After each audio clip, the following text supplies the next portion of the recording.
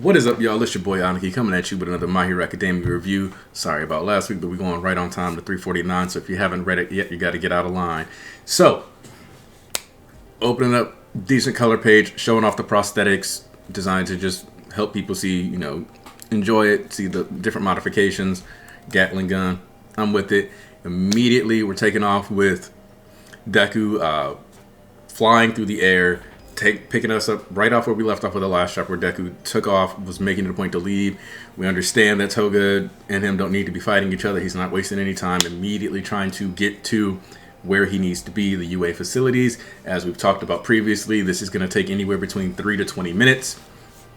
And his complaints about speed lead me to believe that we might be looking at somewhere in the more close to the middle, around that 10-minute mark.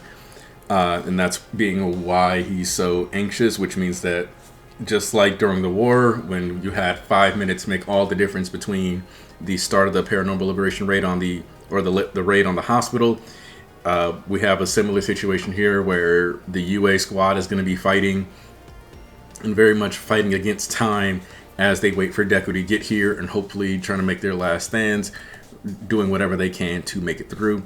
Now, one of the things that I want to highlight here is that Deku is still referring to the quirks of Fa-Jin and Float as the 2nd and 7th users quirks. The main reason why we want to just highlight that is because it's showing that Deku still, like they told him, is reviewing the quirks more than he should be. He's seeing those still as something separate of himself. He still hasn't fully embraced the IA quirk as a part of who he is. So even though Deku is the only person in the world that has this specific set of quirks and utilizes them in this way and is accessing One for All this way, he still does not fully register the quirk as his own. He does not feel like he's made that borrowed power his yet, so to speak. And one thing I do want to point out is that you can't directly see the mask in the first shot, but I do think there's a little bit of cracking here. So I think the idea is that sometimes the mask is just going to be obscured and sometimes it's going to be visible throughout the chapter. And I think that's just okay. It's a little weird because Hori's usually more consistent with that. But based on the ending of the chapter, it kind of makes sense. Now, for those of you who have been following the channel for a while, we've discussed multiple times how it makes complete sense for Deku as someone who has the ability to access Air Force, to use that for propulsion, utilize that. He's been mimicking or using moves similar to Bakugo throughout most of the series. So for him to finally be utilizing Air Force mid-air to consistently manipulate his positioning and stabilization is the natural progression of his power, similar to how Bakugo throughout the years or the year at UA got better and better at flying. Like we talked about, he used it for like moderate jumps in the beginning, and now he's got full-blown flight mastered. So similar to something that Endeavor also does. So and we see Deku kind of weighing his options, thinking about how full 100% would have been a good idea, but he can't really utilize it to propel himself and build up the centrifugal force. And when he says like faster, I gotta get there, it's worth noting that I can't tell if it's supposed to be a crack or maybe if it's just like a small bit of detail and unfinished art that got through. It actually, no, it's just like a bead of sweat like along his forehead. But as Deku is sitting there talking about going faster and faster, we actually see him clench up his fist, and there's two things that could be an indication of him trying to just doing the natural flexing and extending necessary to keep propelling himself to do Air Force Blast, or that was a moment of him attempting to utilize the second One for All users quirk. And that's immediately why he pops up. So that specific frame of him holding his fist while thinking of getting there faster is likely to be tied to that. And when he says, like, don't lose your head, it's going to cloud your judgment. And he kind of makes it a point to be like, Deku, you are partially reliant on your support gear. You need to make sure you are doing what it takes to treat that gear properly. Because if you injure yourself or break this gear before you get to that fight, that is a disadvantage that you have built for yourself that wastes the space and the time bought for you and created by your allies. So it's not just about him not breaking his body, but also making sure he's aware of the sacrifice that his people are placing. And this kind of just ties in with that whole Deku not properly valuing and seeing himself as a person. Like I mentioned, still seeing the quirks as the previous users and not seeing the quirks as his. And he's just going to try to rush in there, and the only thing he's worried about is everybody else. He's not making sure he gets there healthy, primed, which is what he needs to be doing to. So, and it's worth noting that when we finally get this discussion, he was like, those reinforcement parts, or did you attempt to use that meta ability? So that seems to be heavily suggesting that that's what that whole clinching panel was for, but I'm just going to drive that home again. And when he tells him that it's supposed to be the last resort, that lets us know that more than likely the time between when the first user actually got the power to stockpile power and between when he was saved, it very likely was the case where he was already dwindling health-wise, especially because we know he wasn't trying to eat. He refused to serve All for One. He wasn't trying to be an ally to All for One. So likely he died very soon after getting that second quirk, especially since he would have assumed that the brother could handle it because they thought he was quirkless, but that double quirk strain was likely still a burden on the first user, interestingly enough. So, and when we get the explanation, of course, like the quirks have gotten stronger when you think about what we've seen with Black Whip, where when you see its introduction or how they talked about it with Banjo using it, he wasn't creating the tendrils the size that we see Deku being able to manifest, or the kind that we saw on that first manifestation from Deku. So it's clear that that's like that scale of Black Whip was not what they had back then. Float didn't need to be amped up as much, so it being the 7th user's quirk makes the most sense as far as if we're going to have that be placed somewhere. Same with smoke screen, where yes, there's smoke, yes, it can be utilized well, and yes, it can have a huge amount of impact because, you know, even when it was raining, it looked like it could travel for a block or two. That benefit of, you know, being amped up by One for All and Yagi holding it for over 40 years. So if the smoke grenade, what seems to have been a simple smoke bomb, is now elevated to a point where it can cover city blocks, and Black Whip is something that seems to be able to go for like a block or two and maybe even longer, and you have these giant tendrils, then it only makes sense that the earliest quirk that came in contact with that, keeping in mind that the stockpile quirk is also the same quirk that allows him to generate enough force to create hurricane winds, then it makes sense that the second quirk, especially if it was an offensive-based ability, would be extremely dangerous and very much amped in comparison to where it used to be. Even Fa Jin is likely way more powerful than it was because now you can stack the abilities of One for All with it and get much bigger results out of it. So, one of the things that needs to be pointed out, though, it's not something that can be wielded in the usual way that I did. This seems to strongly suggest that the quirk that he had was a good one, but one that could be used simply back in the day, not one that needed to be, you know, used. And so where we are now, different ball game. So it could have been something as simple as being able to shoot normal energy blasts or something small, which would make sense with him being amped up so much higher now, because we've seen that lasers can damage Shigaraki, but a standard laser that we already have access to in the modern era is not something that is going to be enough to put him down. So the second user's quirk has to be something important, and it may be something to deal with leadership or with the ability to take in the trust of people around you or something like that, because of the fact that Deku, before he was considered worthy of using the second user's quirk, before the second user was willing to take that seat in that chair, he had to embrace the idea of having allies. He had to be okay with getting people who could match his pace, so to speak, and getting people that would really work with him. So that likely came into play for how this was handled. Now, just the simple pep talk of like, don't fall into desperation, have faith in your friends, because again, like Shoji called him out for this when he said, do you just see us as victims? Deku not properly respecting his fellow heroes as heroes, and even if Shigaraki is definitely a threat way higher than they've ever seen, it's still necessary to give your friends at least some credit and assume that they'll be able to fight back on some level. But we cut away from that Deku thing and the unfortunate lack of a timer to back to Uraraka and Tsu getting an idea of what's going on the battlefield here. The big Nomu in the air is still just launching its body parts off, creating a lot of waves and damage. And Uraraka and Tsu, what I like about this is that they acknowledge that Toga was enough of a threat that they couldn't afford to have Deku spending too much time on her. Just because, but now that she's activating Danger Sense, you could argue that she'd be a little easier for Deku to beat. But Deku also isn't trying to use big Air Force smashes and accidentally hit his allies. Just in general, the way that you would take out Toga quickly is one that would have a lot of residual damage or AoE damage and potentially cause friendly fire.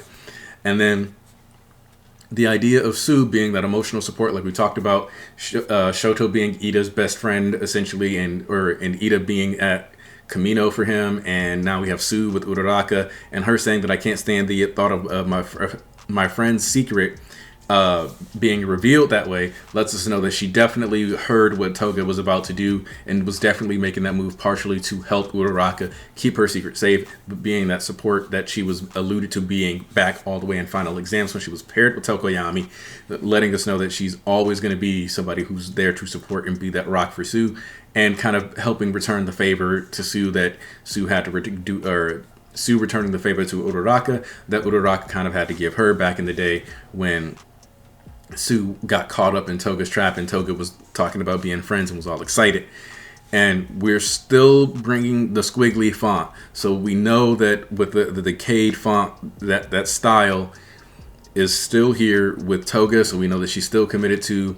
And Ochako doesn't seem to be too focused on how Toga felt about her anymore. She's accepted that, okay, I guess Toga was in love with me, but that's not how she's feeling anymore. And when Toga says, I'm ready for who I want to be, this is why I believe that this font is partially used to depict the dedication that the League of Villains members have towards their cause specifically. Like when Compressed talks about how Spinner, I loved the League, you get the heart scene, but also with the cracked font, it seems to be playing into this. And she says, right, Jen, as she's reaching for blood, likely going for a sample so she can potentially induce a sad woman's parade. I'm also going to say that with the way that the tendrils work, very much seems to be that she partially was planning to have a counter to Ochako's 0 satellites. And so that's where this fight is. And then the idea of her being like, I'm Himiko Toga and I've got no use for heroes. It's her declaration of her resolve and why she's going forward with this now, because Hero Society, as far as she is concerned, has fully abandoned her. And that's part of what she was talking about in the previous chapter when she mentions how they feel like people like her don't get to exist or do their own thing. And Ochako declaring and showing that mutual respect for her as an opponent while being in the martial arts stance, basically saying, come bring it, I'll fight you. As a woman to woman, we will handle this fight person to person. You see me, I see you. I recognize your identity and I recognize your ideology, but I'm not going to let you get in the way because we're both fighting for the same thing. So it is what it is. And having that established, I enjoy it. And we finally cut to the Todoroki family, which I kind of look at this last chapter and this current chapter to be a really good setup for like a two-part, like a nice episode with these last two chapters specifically, where now that we're getting to where it is, you see the giant fire waves are already out. It looks like almost like a tornado of flame. You see that the Nomu is out here and active. You've got this big spiky-tailed Nomu, just the one that's out here causing chaos. I've seen somebody ask if this is the dude, I believe his name is Koga, and I might be wrong about that, from Vigilantes, who has the spike quirk. I would hope not, but I wouldn't put it past Horikoshi to have turned that dude into a Nomu, just because we know that he does like to pull from things in the past, and we sometimes get, flashbacks that explain different team-ups and dynamics of characters that could have worked together or did work together. So when Dabi is... First off, we get the dramatic Dabi again, him kind of dancing on top of the All Might statue, or on the platform that the All Might statue is based in.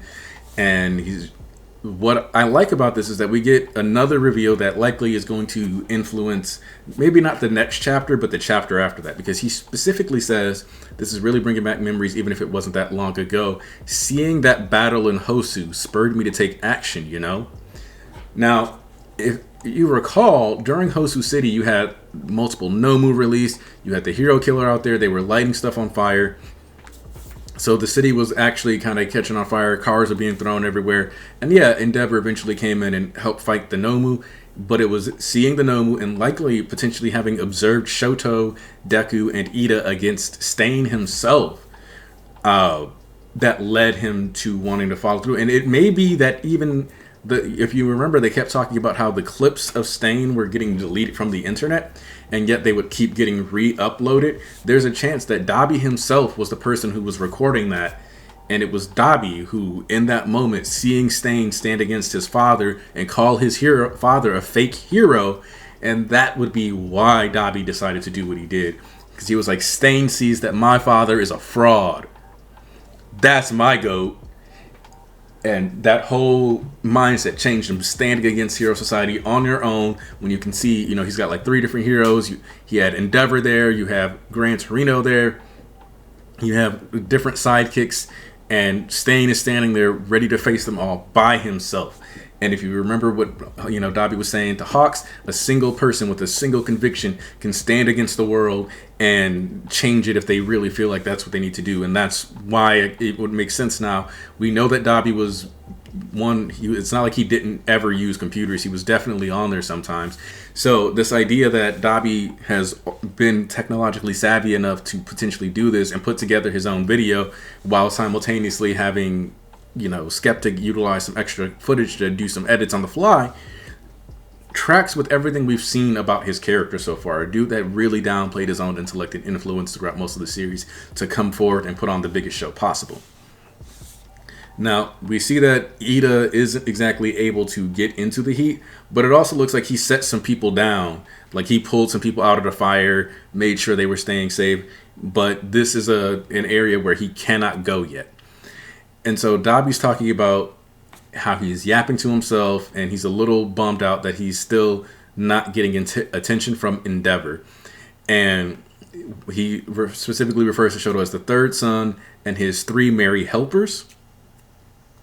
And he's questioning if that's the answer to him. Like, oh, this is all you think it takes to beat me is just Shoto and a couple sidekicks. But we see here, and we get a bit of fleshing out of like the character dynamics or the personalities of these characters just a little bit more, with Onima kind of letting us know that he has some type of fire or heat resistance quirk, where he's like, you keep back, Keto, your body's got no way to withstand the heat. And we get an explanation because I've been wondering for a while now, like, Keto's quirk isn't anything to do with fire. He's like throwing up these bandages and redirecting things, sure, but he's not. And then we see now that he's just been altering the flow of hot air specifically this entire time, which is a nice technique and a very technical thing. And for those of you who missed the stream, I actually likened it to Avatar: The Last Airbender, or specifically Legend of Korra, where Tenzin explains that if you are an airbender in the morning, you should be able to keep yourself from being cold by manipulating the airflow around you and keeping yourself warm that way. Furthermore, when Dabi floats up into the air and comes down, it's very likely, based on the way it's drawn, that his flames are pouring directly onto the All Might statue. Whether or not he's going to be destroying the All Might statue or not, that remains to be seen. But the symbolism behind that is very important because he's standing on top of All Might. The thing that drove Dabi to being Dabi, partially, and why he couldn't let go, is partially because he was told by Endeavor that if his flames were hotter than what Endeavor could produce, he had the potential to surpass All Might. So him standing on top of All Might is just another nod to that, this idea that he would stand in the mess of All Might after he overcame him. He would melt away his legacy, so to speak. And so we get this whole dialogue between the sidekicks with, he's got to keep a cool head and go about it logically. And we understand that Keto's been working there for a decade.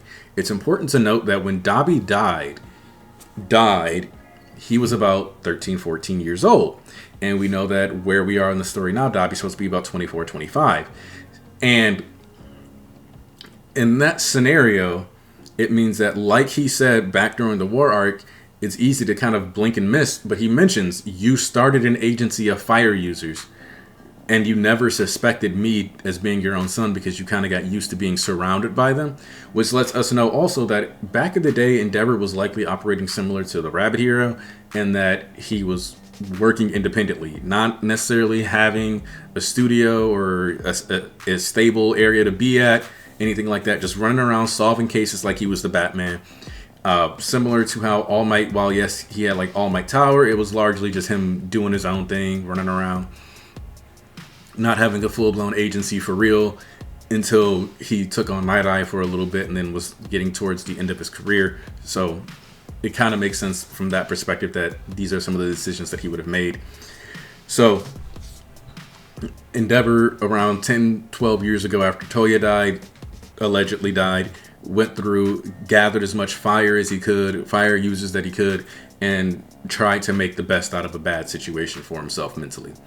And now we see that Burning is like, look, yeah, there's family drama and all the other stuff, and Endeavor might stink like an old fart and all this other stuff, but the reality is us three sidekicks are here for you, Shoto. We're here to help you out, and it's far more important that we stop these villains. Essentially, people acknowledging that Endeavor has flaws, but they're prioritizing their dedication to the job, and that they're doing this because this is what they want to do, because they want to stop Dabi.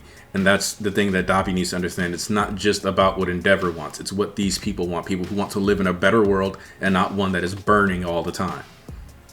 Now, Shoto goes, you got it all wrong, and I'm not here on anyone's orders. I'm standing here now because I made the decision to stop you. And when Dabi calls him out as doing a stellar job and being the perfect little pawn dad always dreamed of, he says, if I ignored you and kept trying to be a hero anyway, that just might be true. Effectively saying, if I were willing to do like Endeavor did and ignore you and prioritize my own hero career over raising my son, then yeah, I could see comparing me to Endeavor, saying I'm his pawn. But the fact that I'm here before you, handling this issue, seeing you, looking at you, brother to brother, is exactly what separates me from Endeavor. I am not like him in this regard because I'm trying to still reach out to you. I'm still here. And this is why what Dabi says next matters most, because he goes, all right, fair enough.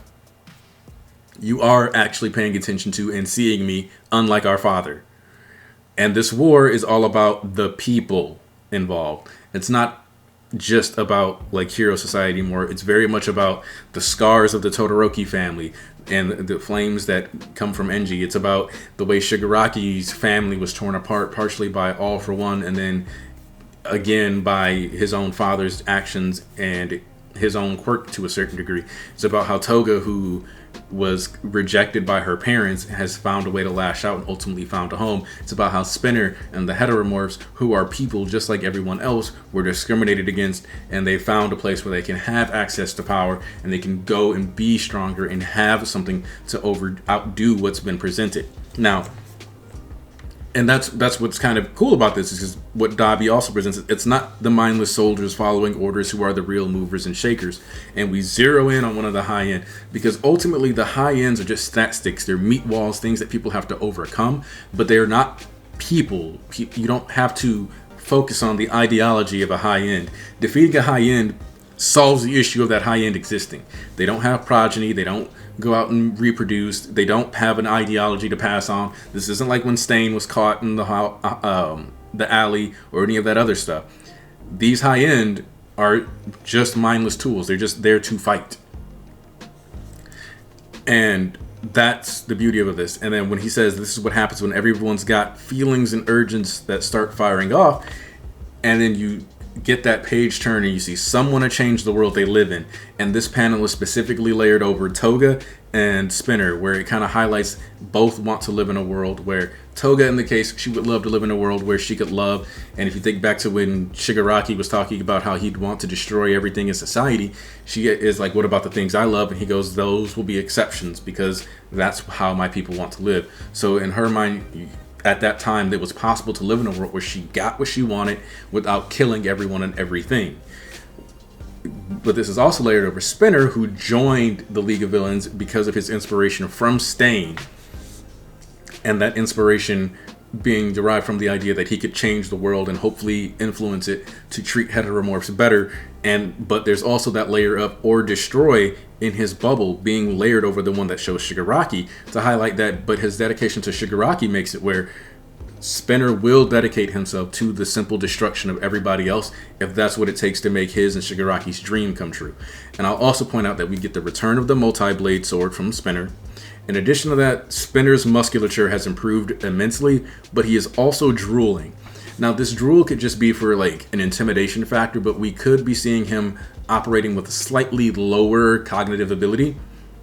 And this could be that what we're finding out is that you can place quirks, and I think Makia was supposed to be the first clue to this, but heteromorphs like Shigaraki are a little closer to quirk singularity. And I think what this allows is for, like, Makia has 6 extra quirks placed in him. And yeah, he's a little dumb, but he's still capable of intelligent speech. He's technically capable of strategizing. He's capable of thinking about what's happening to him and trying to figure out, like, hey, being able to be aware, like, even though he doesn't have pain anymore, my body's not acting right. I can't properly do certain stuff. He was capable of recognizing that if he wanted to protect the league, he couldn't just go mole man mode and just dig underground and drill through. So a lot of different things highlight that Makia, while not as smart, still has a decent bit of functionality to his brain and his thought processing. And so when you see Spinner looking like this, we have the potential for him to kind of show his ability to be empathetic and communicate with his fellow heteromorphs while also being a threat. And it's worth noting that we don't know what battleground Spinner is supposed to be at, so that won't be explained until at earliest next week, or 2 weeks from now, and likely to be even further, because I don't think we're going to get what Spinner's up to yet, but I do expect it to be a massive game changer. We know he is somewhere in a city based on his background, but we know he's not at UA. We didn't see him in the wide shot. We don't know where Spinner is or what they're raiding, and it wouldn't even surprise me if it turned out that Spinner and the heteromorphs are going to be raiding one of the compounds where the civilians are, because we know that if they sent UA up to go do all this, then there's no way that the civilians are still at the UA center, so they had to have been sent somewhere.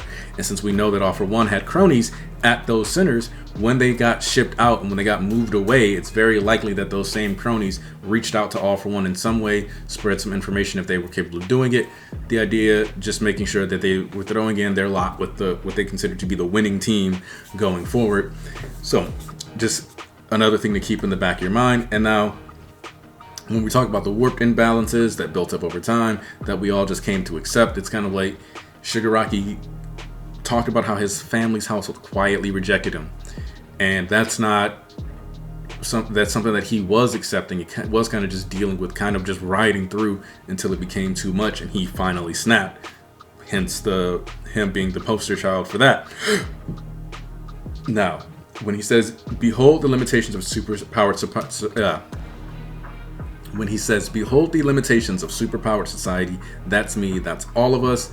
He's just talking about all the ways in which society has failed, even Dabi, because even if Endeavor had been a better father, there's still a good chance that the stress of having everybody around you expect you to be a superhero when your father is the number 2 hero, and from what we can understand, was locked into that spot for 20 years or more.